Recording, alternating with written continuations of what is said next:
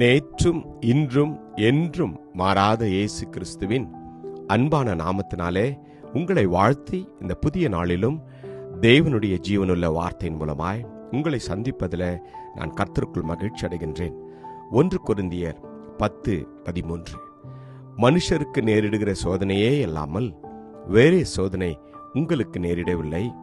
தேவன் உண்மை உள்ளவராயிருக்கிறார்.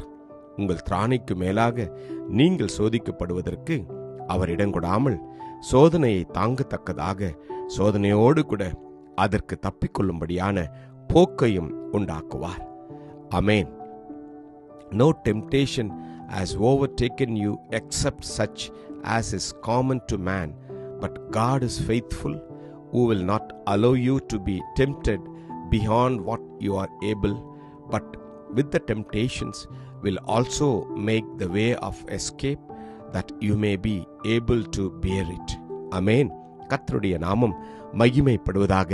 எனக்கு பிரியமான தேவஜனமே, இந்த நாளிலே தேவன் உங்களையும் என்னையும் அவர் ஆறுதல் படுத்தும்படியாய், நம்மை தேற்றும்படியாய் அவர் விரும்புகின்றார்.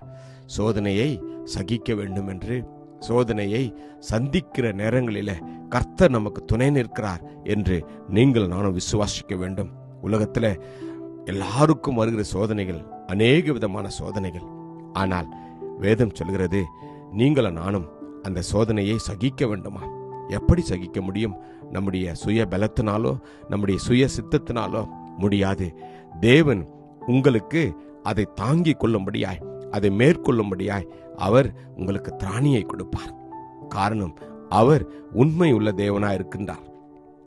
கர்த்தர் நம்மை போல அவர் பாடுகள் பட்டு, நம்மை போல எல்லா விதத்திலும் அவர் சோதிக்கப்பட்டிருக்கிறார் என்று என் வேதம் சொல்லுகிறது.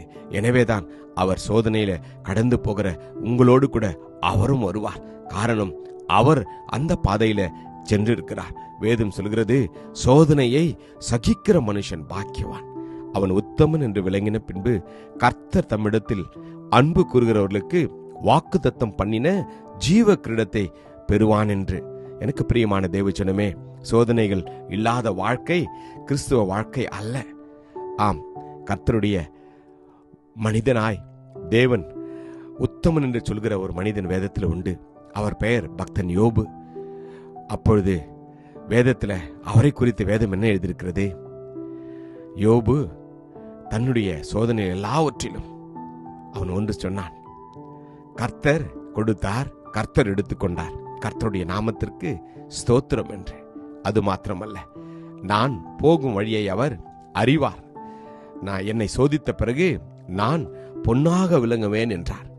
ஆம், சோதனையின் ஊடாய் நடக்கின்ற போது, அதை நீங்களும் நானும் பொறுமையோடு ஏற்றுக்கொள்கின்ற போது கர்த்தர் உங்களையும் என்னையும் அவர் நிச்சயமாய் உயர்த்துவார்.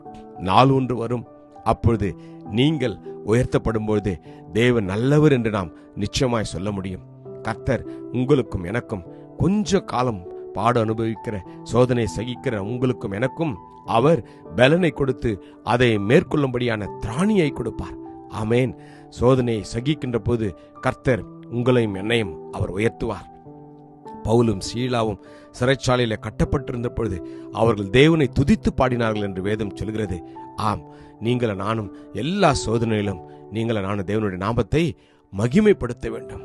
ஆமேன். அப்பொழுது கர்த்தர் இறங்குவார். அவர் நம்மை விடுதலை செய்து நம்மை அவர் உயர்த்துவார், நம்மை விடுவிப்பார். ஜெபிப்போமா? கிருபையும் இரக்கம் நிறைந்த நல்ல தகப்பனே, இந்த நல்ல நாளுக்காக உமக்கு நன்றியப்பா. சோதனை சகிக்கிற மனுஷன் பாக்கியவான் என்று வேதம் சொல்வது போல அந்த சோதனையை தாங்கும்படியாய், மேற்கொள்ளும்படியாய் எங்களுக்கு பலனும் திராணியும் கொடுப்பதற்காக உமக்கு நன்றியப்பா. யாரெல்லாம் சோதனை ஊடாய் நடக்கிறார்களோ, யாருடைய வாழ்க்கையெல்லாம் சோதனையின் ஊடாய் கடந்து சென்று இருக்கிறார்களோ, ஒவ்வொருவரையும் நீர் இந்த நாளில் ஆறுதல் படுத்தினதற்காக உமக்கு நன்றி. ஆசீர்வதியும். இயேசுவின் நாமத்தில் ஜெபிக்கிறோம் ஜீவனுள்ள நல்ல தகப்பனே. Amen. God bless you. Jesus loves you. Amen.